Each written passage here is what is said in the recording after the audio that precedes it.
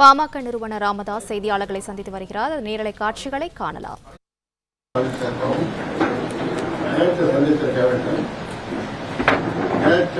சந்திப்பதற்கு பதிலாக இங்கு சந்திக்கிறோம். அயலாவர தோட்டம் அதில் வசிக்கின்ற நான் எப்பொழுதும் போல அன்போடும் பாசத்தோடும் உங்களை வரவேற்று இந்த கூட்டம் திடீரென்று ஏற்பாடு செய்யப்பட்ட கூட்டம் திட்டமிட்டு ஒவ்வொரு நாளும்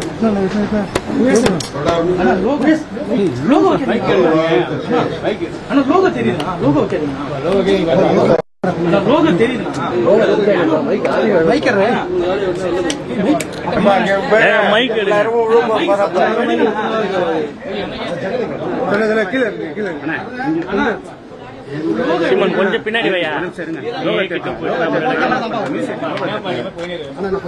உங்களுக்கு முன்னாடி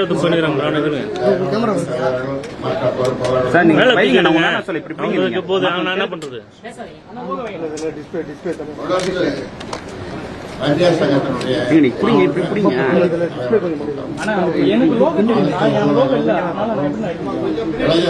மகளிர் சங்கம், மாணவர் சங்கம், பசுமைத்தாயகம் தொடர்ந்து ஒவ்வொரு நாளும் அவனை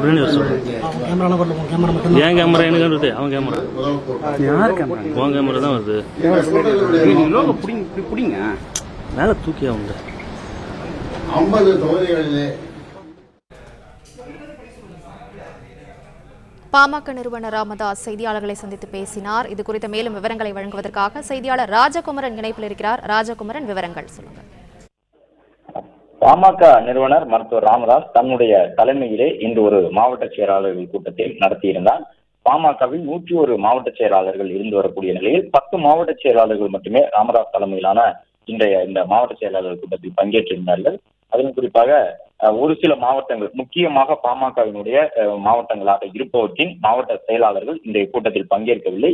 இந்த நிலையில்தான் மருத்துவர் ராமதாஸ் செய்தியாளர்களை சந்தித்து பேசியிருக்கின்றார். அதன் அடிப்படையில் அவர் தன்னுடைய அந்த வழக்கமான கருத்துக்களை தெரிவித்திருக்கின்றார். அன்புமணி இன்றைய கூட்டத்தில் பங்கேற்க வேண்டும் என்ற அழைப்பு விடுக்கப்பட்டது. செயல் தலைவர் என்ற முறையிலே இன்று அவர் இந்த கூட்டத்தில் பங்கேற்க வேண்டும் என அழைப்பு விடுத்திருந்தோம்.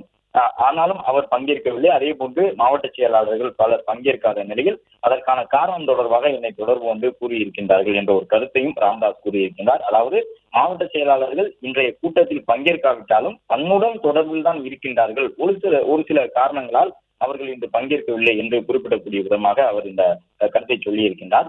அது மட்டுமல்லாமல் பாமக கூட்டணி அமைத்துதான் நடைபெறவுள்ள சட்டமன்ற தேர்தலில் போட்டியிடும் என்ற ஒரு கருத்தையும் ராமதாஸ் கூறியிருக்கின்றார். அதே நேரம் சிங்கத்தின் கால்கள் பழுதுபடவில்லை என்பதை ராமதாஸ் மீண்டும் ஒரு முறை கூறியிருக்கின்றார். தன்னை குறிப்பிடக்கூடிய விதத்திலே அவர் இந்த கருத்துக்களை சொல்லியிருக்கின்றார். களைப்பினால் கூட்டத்திற்கு பலர் வரவில்லை என்று கூறியிருக்கின்றார். அதே போன்று சட்டமன்ற தேர்தலில் 50 தொகுதிகளில் வெற்றி பெற வேண்டும் என்ற ஒரு இலக்கை இன்று நடைபெற்ற இந்த மாவட்ட செயலாளர்கள் கூட்டத்திலே மாவட்ட செயலாளர்களுக்கு ராமதாஸ் முன்வைத்திருக்கின்றார் என்ற ஒரு அர்த்தம் தெரியக்கூடிய விதமாக அது போன்ற கருத்தை கூறியிருக்கின்றார். கூட்டத்திற்கு கட்சியினுடைய செயல் தலைவர் அன்புமணி வரலாம், வந்து கொண்டு கூட தற்போதும் இருக்கலாம் என்ற ஒரு கருத்தை சொல்லியிருக்கின்றார். செயல் தலைவர் அன்புமணிக்கு முறையான அழைப்பு விடுக்கப்பட்டது என்று கூறியிருக்கின்றார். அதே போன்று சிங்கத்தின் கால்கள் பழுதுபடவில்லை, சீற்றமும் குறையவில்லை என்று தன்னை பற்றி அந்த ஒரு கருத்தையும் ராமதாஸ் கூறியிருக்கின்றார்.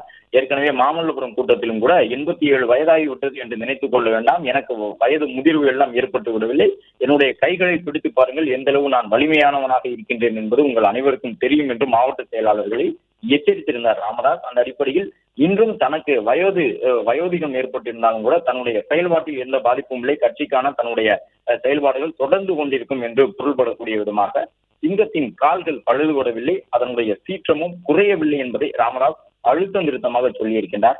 அதே நேரம் பல மாவட்ட செயலாளர்கள், முக்கியமான அந்த மாவட்டங்களை சார்ந்தவர்கள் இன்றைய கூட்டத்தில் பங்கேற்கவில்லையே என்று கேள்வி எழுப்பப்பட்ட நிலையில் பல மாவட்ட செயலாளர்கள் களைப்பின் காரணமாக கூட்டத்திற்கு வராமல் இருந்திருக்கலாம். சித்திரை முழு நிலவு விழாவிற்காக தற்பொழுதுதான் பல்வேறு மாவட்ட செயலாளர்களும் தங்களுடைய மாவட்டங்களிலே கட்சி பணி ஆற்றியிருந்தார்கள். எனவே களைப்பின் காரணமாக கூட அவர்கள் வராமல் இருந்திருக்கலாம் என்ற ஒரு கருத்தை ராமதாஸ் கூறியிருக்கின்றார். அதே நேரம் கூட்டத்திற்கு வராதவர்கள் என்னை தொடர்பு கொண்டு அதற்கான காரணம் என்ன என்பது குறித்து கூறியிருக்கின்றார்கள் என்ற கருத்தையும் சொல்லியிருக்கின்றார்.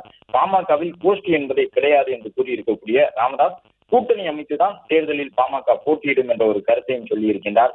அதே நேரம் பாமகவின் நிறுவனர் மட்டுமல்ல, நாம் தான் தலைவர் என்றும் தன்னிச்சையாக ஒரு அறிவிப்பினை வெளியிட்டிருந்த ராமதாஸ் இன்னும் அந்த நிலைப்பாட்டில் இருந்து கீழே இறங்கி வரவில்லை என்பதைத்தான் அவருடைய இன்றைய செய்தியாளர் சந்திப்பும் கூட காட்டுகின்றது.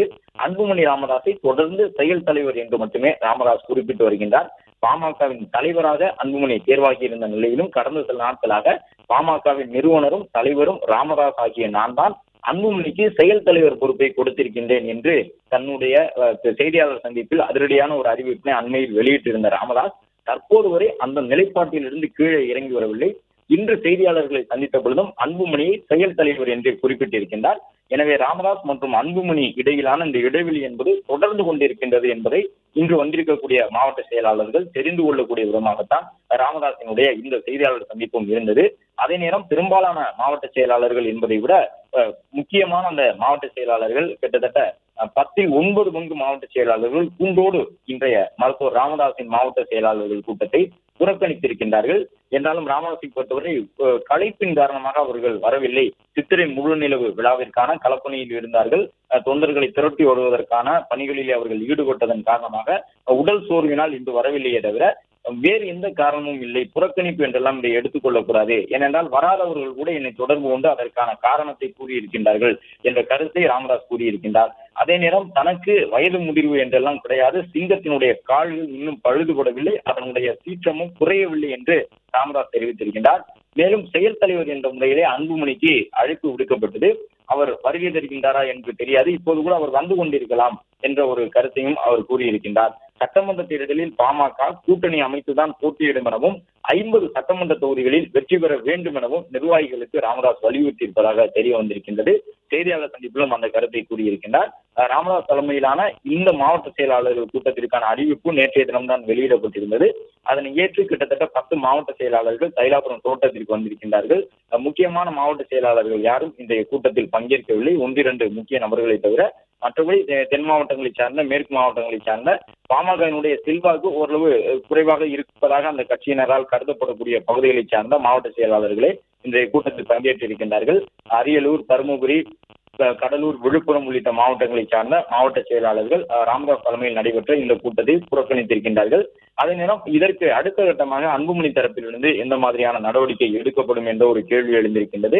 அன்புமணி ராமதாஸ் தன்னுடைய ஆதரவாளர்களை அழைத்து ஒரு கூட்டத்தை நடத்துவாரா என்ற ஒரு எதிர்பார்ப்பும் எழுந்திருக்கின்றது. பாமகவை பொறுத்தவரை கூட்டணி அமைத்துதான் போட்டியிடும் என்பதில் தெளிவாக இருப்பதாக ராமதாஸ் கூறியிருக்கின்றார். அது மட்டுமல்லாமல் 50 சட்டமன்ற தொகுதிகளில் வெற்றி பெறுவதை இலக்காக வைத்து பாமகவினர் கட்சி பணியாற்ற வேண்டும் என்கின்ற ஒரு கருத்தையும் இன்றைய கூட்டத்தில் பங்கேற்றிருந்த மாவட்ட செயலாளர்களிடம் அவர் கூறியிருக்கின்றார். கட்சியின் கூட்டத்திற்கு வராதவர்கள் அதற்கான காரணம் தொடர்பாக தனக்கு விளக்கம் அளித்திருப்பதாக ராமதாஸ் கூறியிருக்கின்றார். ஏற்கனவே மாமல்லபுரத்தில் நடைபெற்ற சித்திரை முழு நிலவு பெருந்திருவிழா நிகழ்ச்சியில் பங்கேற்றிருந்த ராமதாஸ் அனைத்து மாவட்ட செயலாளர்களும் தைலாபுரம் தோட்டத்திற்கு வந்து தன்னை பார்க்க வேண்டும் என்கின்ற ஒரு கருத்தை இருந்தார். இந்த நிலையில் தான் இந்த 10 மாவட்ட செயலாளர்களே வந்துள்ளனர். விவரங்களுக்கு நன்றி ராஜகுமரன். பிளே ஸ்டோர் மற்றும் ஆப் ஸ்டோரில் இருந்து பாலிமர் செயலியை QR கோடு மூலம் பதிவிறக்கம் செய்யுங்கள். செய்திகளை உடனுக்குடன் பெறுங்கள்.